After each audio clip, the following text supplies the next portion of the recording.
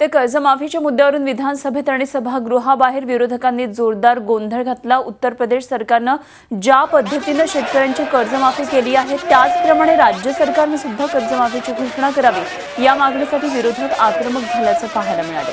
अधिवेशन संपण्याआधी विरोधकांनी कर्जमुक्तीची भूमिका घ्यावी अशी मागणी शिवसेना आमदार शंभूराज देसाई यांनी केली।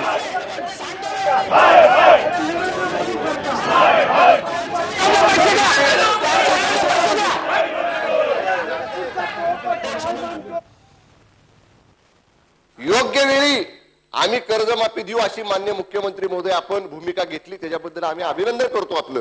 पण आता योग्य वेळ ही लवकर येऊ द्या। उत्तर प्रदेश पेक्षा आपल्या राज्याची आर्थिक परिस्थिती चांगली आहे आणि मुख्यमंत्री महोदय आमची विनंती आहे, अजून कर्ज काढायची क्षमता आपल्या सरकारची आहे असं आर्थिक पाहणी अहवालावरून दिसतंय। वेळ आली तर या शेतकऱ्याच्या मानगुटीवरचं हे सगळं कर्ज उतरण्यासाठी राज्य सरकारला स्वतःवर कर्ज काढायची वेळ आली तर ते कर्ज काढा। आम्ही आपल्याला पाठिंबा दिलेला आहे, कर्ज काढायसाठी आमचा पाठिंबा राहील आपल्याला। पण एकदा या महाराष्ट्रातल्या शेतकऱ्याला 30,500 कोटी रुपये लागणार आहेत, ते 100% रक्कम त्याची कर्जमाफी न या ठिकाणी अधिवेशन संपण्यापूर्वी माननीय मुख्यमंत्री आपण घ्यावी। माझा अगोदर कुणाला माझं पटत नसेल तर शांततेने ऐकावं अशी अगोदर माझी विनंती आहे। अध्यक्ष महोदय, माझं स्पष्ट म्हणणं आहे की कर्जमाफी ही अजिबात झाली नाही पाहिजे। ऐकून घ्या माझं म्हणणं आहे, माझं ऐकून घ्या। मी अगोदर सांगू लागलो, माझं मत सांगतोय मी। परंतु अध्यक्ष महोदय, यावेळेला शेतकऱ्यांचे ऐकून घ्या।